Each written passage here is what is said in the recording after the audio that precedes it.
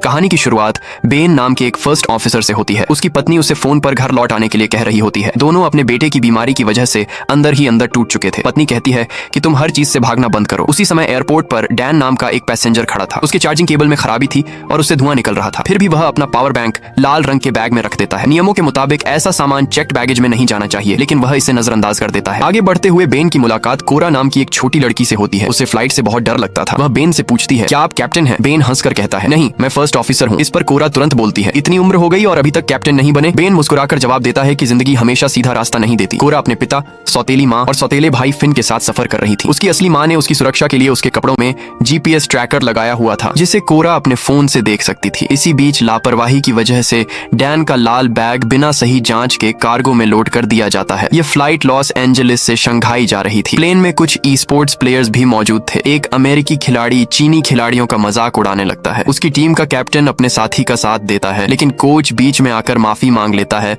और मामला शांत कर देता है। इस तभी हमें पता चलता है कि बेन पहले एयरफोर्स में था। उसने अपने सीनियर ऑफिसर के खिलाफ हाथ उठा दिया था क्योंकि वह नियमों का सही पालन नहीं कर रहा था। इसी गलती की वजह से बेन अपनी नौकरी, पेंशन और सारे फायदे खो बैठा। अब वह एक छोटी एयरलाइन में फर्स्ट ऑफिसर की नौकरी कर रहा था। दूसरी तरफ स्पोर्ट्स प्लेयर लिली अपने कैप्टन सैम से पूछती है कि वह उसका लेटर पढ़ने से इतना डर क्यों रहा है। सैम कहता है कि वह डर नहीं रहा, बस चीन लौटने के बाद पढ़ेगा। फिर वह वॉशरूम की तरफ जाता है जहां उसने लिली के लेटर्स अपने फोन कवर में छिपा कर रखे हुए थे। इधर कोरा का पिता उसे समझाने की कोशिश करता है। वह कहता है कि कम से कम अपने भाई फिन के साथ थोड़ा अच्छा व्यवहार करो, लेकिन कोरा उसकी बात नहीं सुनती। उसे अपनी स्टेप मदर बिल्कुल पसंद नहीं थी। उसके पिता वॉशरूम चले जाते हैं और थोड़ी देर बाद उसकी स्टेप मदर भी उनके पीछे चली जाती है। उसी समय कार्गो में पड़ा खराब चार्जिंग केबल अचानक चिंगारियां छोड़ने लगता है और वहां आग लग जाती है। फिन को अपने माता पिता दिखाई नहीं देते तो वह कोरा से पूछता है कि वे कहाँ हैं। कोरा मजाक में कहती है कि वॉशरूम के पास एक पूल है और वे वहीं गए हैं। फिन वहां पहुंचता है लेकिन गलती से दूसरे हिस्से में चला जाता है। वहां एक आदमी वीडियो गेम खेल रहा था। फिन उसके पास बैठकर उसके साथ खेलने लगता है। कॉकपिट में अचानक वार्निंग आती है। कार्गो कंपार्टमेंट में स्मोक और फायर डिटेक्ट हो चुकी थी। बेन तुरंत फायर सप्रेशन सिस्टम एक्टिव करता है, लेकिन सिस्टम सही तरह से काम नहीं करता। हालात बिगड़ते देखकर वह रेडियो पर सबसे नजदीकी एयरपोर्ट की जानकारी मांगता है। उन्हें गुआम इंटरनेशनल एयरपोर्ट सबसे नजदीक मिलता है, जो करीब 400 नॉटिकल माइल्स दूर था। इसी दौरान कोरा अपने पिता को कॉल करने के लिए वॉशरूम की तरफ जाती है। वहीं प्लेन के 2 क्रू मेंबर्स फायर एक्सटिंग्विशर लेकर कार्गो में पहुंचते हैं और आग बुझाने की कोशिश करते हैं, लेकिन आग तेजी से फैलती है। जलता हुआ कंटेनर अपने बंधनों से छूट जाता है और आगे सरकते हुए कुछ सिलेंडर्स से टकरा जाता है। इसके बाद प्लेन के अंदर तबाही मच जाती है। सिलेंडर्स के फटते ही प्लेन के ढांचे में एक बड़ा छेद हो जाता है। सामान हवा में उड़ने लगता है और कई यात्रियों को चोट लगती है। इसी अफरा तफरी में लिली कोरा को पकड़कर सुरक्षित रखने की कोशिश करती है। सभी यात्रियों के सामने ऑक्सीजन मास्क नीचे गिर जाते हैं, लेकिन कोरा के पिता और स्टेप मदर वॉशरूम में बेहोश पड़े हुए थे। उड़ता हुआ सामान कई लोगों को घायल कर देता है। किसी तरह कैप्टन रिचर्ड प्लेन को नीचे सुरक्षित ऊंचाई पर ले आता है। फिर वह अनाउंसमेंट करता है कि अब प्लेन सुरक्षित ऊंचाई पर है और लोग ऑक्सीजन मास्क हटा सकते हैं। इस बीच डैन अपनी सीट से उठकर वॉशरूम में चला जाता है। उधर सैम वॉशरूम से निकलकर जल्दी से लिली के पास पहुंचना चाहता है, लेकिन एक फ्लाइट अटेंडेंट उसे रोककर सीट पर बैठा देती है क्योंकि इस समय भागना खतरनाक था। डैन वॉशरूम में बैठकर स्मोकिंग करने लगता है। तभी कार्गो में लगी आग और ज्यादा फैल जाती है। जलता हुआ कंटेनर इंजन से टकरा जाता है। इंजन बुरी तरह फट जाता है और प्लेन के साइड में एक और बड़ा छेद हो जाता है। कुछ यात्री सीधे बाहर गिरने लगते हैं। स्थिति और भी खराब हो जाती है जब फ्लाइट कंट्रोल्स जवाब देना बंद कर देते हैं। उस समय प्लेन खुले समुद्र के ऊपर था। थोड़ी ही देर में दूसरा इंजन भी आग पकड़ लेता है। अब प्लेन की पावर और रेडियो कम्युनिकेशन दोनों खत्म हो जाते हैं। हालात हाथ से निकलते देख बेन तुरंत रैम एयर टरबाइन डिप्लॉय करता है। शुक्र है कि इससे प्लेन के जरूरी इंस्ट्रूमेंट्स दोबारा चालू हो जाते हैं और उन्हें उम्मीद की एक छोटी सी किरण दिखाई देती है। प्लेन में मौजूद कोरा अपने मम्मी पापा की तरफ भागने लगती है, लेकिन एक फ्लाइट अटेंडेंट उसे पकड़कर रोक लेती है। उधर कैप्टन रिचर्ड फैसला करता है कि अब प्लेन को समुद्र में उतारना ही पड़ेगा। वह बेन से कहता है कि तुरंत फ्यूल बाहर निकालना शुरू करो। फिर वह सभी यात्रियों को अनाउंसमेंट करके इंपैक्ट के लिए तैयार रहने को कहता है। सभी लोग डर के मारे अपनी सीटों पर झुक जाते हैं, लेकिन प्लेन बहुत तेजी से नीचे जा रहा था। कॉकपिट में रिचर्ड और बेन लगातार बहस कर रहे थे कि इस हालत में लैंडिंग कैसे की जाए। बेन सलाह देता है कि प्लेन को मोड़कर समुद्र की लहरों के समानांतर उतारा जाए। दोनों मिलकर स्पीड कम करने की कोशिश करते हैं। रिचर्ड बेन से कहता है कि अपनी सीट पूरी पीछे करो और हार्नेस कसकर बांध लो। पूरा प्लेन चीखों से गूंज रहा था। अगले ही पल प्लेन जोरदार टक्कर के साथ समुद्र से टकरा जाता है। पानी पर फिसलते हुए वह नीचे मौजूद चट्टानों से टकराता है। टक्कर इतनी भयानक होती है कि एक पंख टूटकर अलग हो जाता है और पूरा प्लेन पलट जाता है। फिर वह 2 हिस्सों में टूट जाता है। हर तरफ पानी भरने लगता है और कई लोग उसी टक्कर में अपनी जान गंवा देते हैं। कुछ समय बाद समुद्र में प्लेन के टूटे हुए हिस्से और लाशें तैरती नजर आती हैं। बचे हुए लोग मदद के लिए चिल्ला रहे थे। कॉकपिट में रिचर्ड बेहोश पड़ा था और पानी का दबाव लगातार कांच पर बढ़ रहा था। दूसरी तरफ फ्लाइट अटेंडेंट पेनी पूरे समय कोरा को पकड़े हुए थी। कोरा टूटे हुए प्लेन से बाहर का नजारा देखती है और समझती है कि प्लेन के 3 बड़े हिस्से अब एक दूसरे से काफी दूर जा चुके हैं। पेनी कोरा को वहीं रुकने के लिए कहती है और कॉकपिट में पहुंचती है जहां बेन रिचर्ड को सीट से छुड़ाने की कोशिश कर रहा था। तभी रिचर्ड को होश आ जाता है। वह बेन से कहता है कि क्रैश एक्स से सीट काटकर उसे बाहर निकालने की कोशिश करो। उधर प्लेन के बीच वाले हिस्से में सैम को एहसास होता है कि लिली अपनी सीट पर नहीं है। आसपास मौजूद ज्यादातर लोग बुरी तरह घायल थे। सैम बार बार लिली का नाम लेकर उसे पुकारने लगता है। दूसरी तरफ प्लेन का आखिरी हिस्सा उल्टा होकर पानी में तैर रहा था। वहीं फिन एक आदमी के साथ मौजूद था और फ्लाइट अटेंडेंट जोई भी उसके पास थी। इसी बीच लिली पानी में तैरते हुए प्लेन के टूटे हुए हिस्से तक पहुंच जाती है। उसके पैर से लगातार खून बह रहा था। कॉकपिट में बेन और पेनी पूरी कोशिश करते हैं लेकिन रिचर्ड को बाहर नहीं निकाल पाते। ऊपर से कॉकपिट का कांच किसी भी पल टूट सकता था। बेन समझ जाता है कि अगर वह रिचर्ड का पैर काटेगा तो वह खून बहने से मर जाएगा। तब रिचर्ड उसे कहता है कि दरवाजा बंद करके यहाँ से निकल जाओ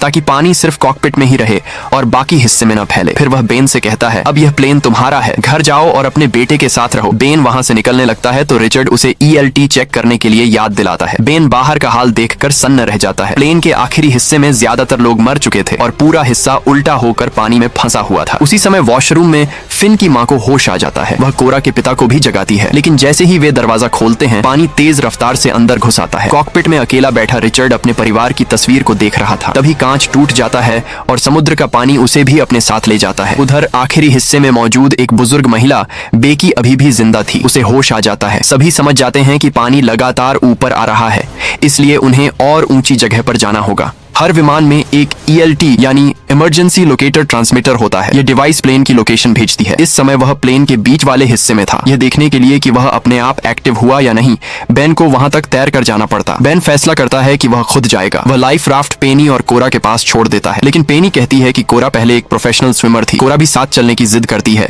क्योंकि वह अपने मम्मी पापा और भाई को ढूंढना चाहती थी। पेनी उसे समझाती है कि यहीं रुको और अपने जूतों का ध्यान रखना। इतना कहकर वह खुद पानी में उतर जाती है। पेनी के जाते ही कोरा समुद्र में शार्क्स देख लेती है। वह जोर जोर से चिल्लाकर पेनी को चेतावनी देने लगती है लेकिन पेनी उसकी बात सुन नहीं पाती। तभी बेन राफ्ट को पानी में उतारता है और दोनों पेनी की तरफ बढ़ने लगते हैं। दूसरी तरफ प्लेन के आखिरी हिस्से में फंसे लोग सिर्फ एक एयर पॉकेट की वजह से जिंदा थे। अगर वे बाहर निकलने के लिए दरवाजा खोलते तो पूरा हिस्सा डूब जाता और सभी मर जाते। उधर समुद्र में शार्क अब पेनी के बहुत करीब पहुंच चुकी थी। उसे दूर से कोरा की आवाज तो सुनाई देती है लेकिन शब्द समझ नहीं आते। अगले ही पल शार्क हमला कर देती है। बेन पूरी कोशिश करता है कि पेनी को ऊपर खींच ले लेकिन वह उसे बचा नहीं पाता। इसके बाद शार्क उनकी राफ्ट पर भी हमला करती है। बेन एक चप्पू से उसे पीछे हटाने की कोशिश करता है और किसी तरह उसे दूर भगा देता है।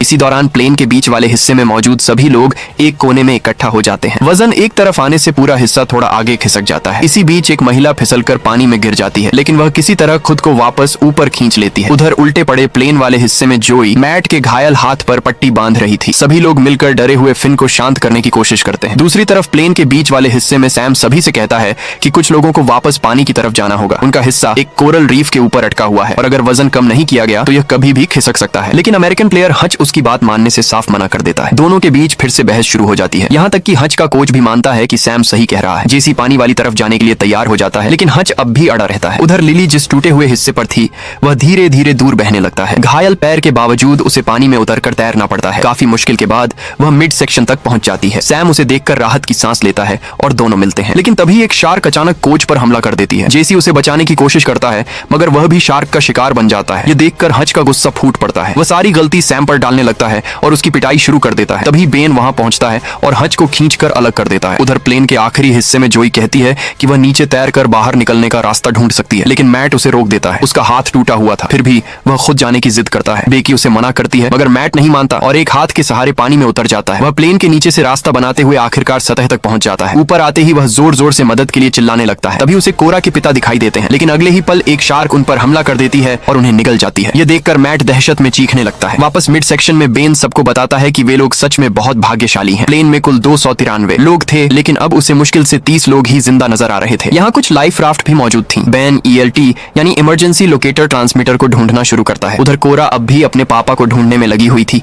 आखिरकार बेन ELT चालू कर देता है और उसे पकड़ने के लिए डैन को दे देता है। तभी दूसरी तरफ एक शार्क कोरा की तरफ बढ़ती है और बेन दौड़कर उसकी जान बचा लेता है लेकिन परेशानी यहीं खत्म नहीं होती। उनकी एक राफ्ट बहकर दूर चली जाती है और मिड सेक्शन में फिर से पानी पानी भरने लगता है। इसी अफरा तफरी में डैन के हाथ से ELT छूटकर समुद्र में गिर जाता है। उधर सैम एक सूटकेस का सहारा लेकर अलग तैर रहा था। उसके साथ बेहोश पड़ा हच भी था। जब बेन डैन से ELT मांगता है तो डैन बताता है कि वह पानी में गिर चुका है। ऊपर से वह उल्टा बेन को ही सुनाने लगता है कि अगर वह इतना जरूरी था तो खुद पकड़ कर रखना चाहिए था। इसी दौरान कोरा दूर सैम को तैरते हुए देख लेती है। बेन समझ जाता है कि अब उन्हें भी बचाना पड़ेगा, लेकिन तभी चारों तरफ शार्क्स घूमती नजर आने लगती हैं। डैन वहां जाने से मना कर देता है। वह अपनी जान खतरे में नहीं डालना चाहता था। गुस्से में वह बेन को मुक्का भी मार देता है और कहता है कि यह सब उसी की गलती से हुआ है। लेकिन बेन भी उसे जवाब में मुक्का मारता है और साफ कह देता है कि वे लोग वहां जाएंगे और डैन भी उसके साथ आएगा। कुछ देर बाद बेन और डैन सैम और हच तक पहुंच जाते हैं। शार्क्स लगभग उन तक पहुंच चुकी थीं, लेकिन बेन सही समय पर दोनों को बचा लेता है। दूसरी तरफ उल्टे पड़े प्लेन के हिस्से में अब और इंतजार करना नामुमकिन था। बेकी वहां से जाने से मना कर देती है। वह सिर्फ जोई से कहती है कि फिन को लेकर निकल जाओ। जोई वादा करती है कि वह वापस आएगी और फिर फिन को साथ लेकर आगे बढ़ती है। रास्ते में उन्हें मैट की लाश दिखाई देती है। दोनों किसी तरह सतह तक पहुंच जाते हैं। पास ही एक बंद पड़ा लाइफ राफ्ट भी बहकर आ चुका था। उधर लिली अचानक आसमान में एक प्लेन देखती है। सभी लोग पूरी ताकत से हाथ हिलाकर मदद मांगते हैं, लेकिन वह विमान उन्हें देख नहीं पाता और आगे निकल जाता है। इस बीच जोई राफ्ट खोल देती है। वह फिन को उसमें बैठाने ही वाली थी कि अचानक शार्क हमला कर देती है, लेकिन इत्तेफाक से शार्क्स आपस में ही लड़ने लगती हैं। मौका मिलते ही जोई फिन को राफ्ट में चढ़ा देती है और खुद भी किसी तरह ऊपर आ जाती है। उसके पैर से काफी खून बह रहा था। कुछ ही सेकंड बाद वह बेहोश हो जाती है। अब फिन बिल्कुल अकेला था। वह जोर जोर से मदद के लिए चिल्लाने लगता है। तभी उसे महसूस होता है कि राफ्ट नीचे से हिल रही है। वह नीचे झांक कर देखता है तो एक शार्क राफ्ट से टकराती है। फिन संतुलन खो देता है और राफ्ट के किनारे लटक जाता है। उधर उल्टे पड़े हिस्से में पानी अब बेकी की गर्दन तक पहुंच चुका था। उसे अपनी पोती की याद आने लगती है। वह भगवान से दुआ करती है कि उसकी पोती की जिंदगी खुशियों से भरी रहे। उसी समय आसमान में एक हेलीकॉप्टर दिखाई देता है जो बचे हुए लोगों की तलाश कर रहा था। साथ ही एक चीनी फिशिंग शिप से भी संपर्क किया जाता है और उन्हें बताया जाता है कि पास में एक प्लेन क्रैश हुआ है, इसीलिए जितनी जल्दी हो सके बचाव के लिए पहुंचो। वहीं राफ्ट पर बैठे हच की नजर सैम पर पड़ती है, जो बार बार लिली को देख रहा था। हच उससे कहता है कि जाकर अपने दिल की बात बता दो, लेकिन सैम कहता है कि वह ऐसा नहीं कर सकता क्योंकि उनकी टीम का नियम है कि खिलाड़ी आपस में डेट नहीं कर सकते। इस पर हच हंसते हुए कहता है कि ऐसे नियमों की परवाह आखिर करता ही कौन है। अब तक कोरा को समझ आ चुका था कि उसके परिवार के लोग शायद अब इस दुनिया में नहीं बचे। उसे अपने पिता की बात याद आती है। उन्होंने कहा था कि फिन का ध्यान रखना, लेकिन वह ऐसा नहीं कर पाई। आखिर फिन अभी सिर्फ 7 साल का बच्चा था। बेन उसे दिलासा देता है और बताता है कि उसका बेटा भी 7 साल का ही है। फिर वह अपने बेटे की एक पुरानी फोटो कोरा को दिखाता है। तभी दूर से एक रेस्क्यू हेलीकॉप्टर उनकी तरफ आता दिखाई देता है। सभी लोगों के चेहरे पर उम्मीद लौट आती है। हेलीकॉप्टर से एक रेस्क्यू स्विमर नीचे उतारा जाता है, लेकिन बेन जोर जोर से चिल्लाने लगता है, नहीं नीचे मत आओ। मगर हेलीकॉप्टर में मौजूद लोग उसकी चेतावनी नहीं समझ पाते। जैसे ही स्विमर पानी में उतरती है, उसी पल एक शार्क उस पर हमला कर देती है। उसे तुरंत ऊपर खींचने की कोशिश की जाती है, लेकिन शार्क उछलकर उसे अपने जबड़ों में दबोच लेती है। रस्सी अब भी उससे जुड़ी हुई थी, जिसकी वजह से हेलीकॉप्टर का संतुलन बिगड़ जाता है। कुछ ही सेकंड में हेलीकॉप्टर घूमते हुए समुद्र में जा गिरता है। हेलीकॉप्टर के टकराने से उनकी राफ्ट भी पलट जाती है। लोग किसी तरह खुद को संभालते हैं और वापस ऊपर आ जाते हैं, लेकिन ऊपर खींचे जाते समय डैन एक फ्लाइट अटेंडेंट को धक्का दे देता है। वह सीधे पानी में गिरती है और अगले ही पल शार्क्स उसे घेर लेती हैं। उसी दौरान एक चीनी फिशिंग शिप वहां पहुंच जाती है। हालांकि जहाज उनके काफी पास नहीं आ सकता क्योंकि बीच में कोरल रीफ थी और पानी बहुत कम गहरा था। अब लोगों को खुद ही वहां तक पहुंचना था, लेकिन मुश्किल यह थी कि राफ्ट में पैडल ही नहीं थे। तभी बेन को एहसास होता है कि कोरा राफ्ट पर नहीं है। वह दूर टूटे हुए प्लेन के एक हिस्से पर अकेली खड़ी थी। बेन बिना समय गंवाए उसकी तरफ तैरने लगता है, लेकिन उसके पीछे पीछे एक शार्क भी आ रही थी। किसी तरह वह कोरा तक पहुंच जाता है और उसे अपने साथ चलने के लिए कहता है, मगर कोरा मना कर देती है। वह कहती है कि वह अपने डैडी के पास यहीं रहना चाहती है। बेन उसे समझाता है कि उन्हें बस थोड़ा सा रास्ता बदलना है। फिर वह कोरा को अपने शरीर से बांध लेता है और दोनों आगे बढ़ने लगते हैं, लेकिन चारों तरफ शार्क्स भरी हुई थीं। यह देखकर चीनी मछुआरे एक बड़ा फैसला लेते हैं। वे अपनी पकड़ी हुई सारी मछलियां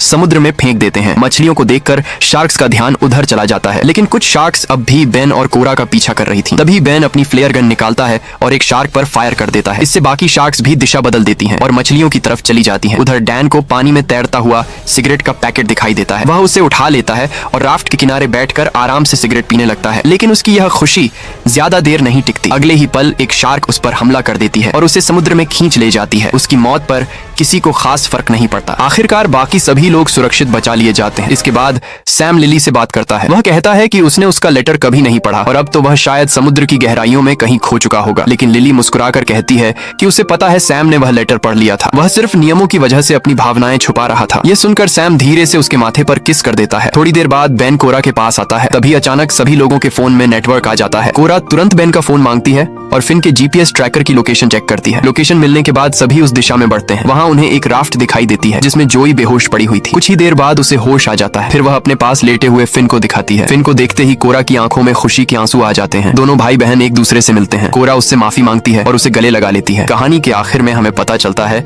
कि बेन का बेटा कैंसर जैसी गंभीर बीमारी से लड़ रहा है। बेन अपनी पत्नी को फोन करता है, फिर अपने बेटे से बात करता है और कहता है मैं घर वापस आ रहा हूँ। और इसी भावुक पल के साथ इस कहानी का अंत हो जाता है। तो दोस्तों, आपको ये मूवी कैसी लगी हमें कमेंट करके जरूर बताइए। अगर आपको ये एक्सप्लेनेशन पसंद आया हो तो वीडियो को लाइक करना मत भूलिए और ऐसे ही शानदार मूवी एक्सप्लेनेशन देखने के लिए चैनल को सब्सक्राइब जरूर करें। मिलते हैं अगली वीडियो में।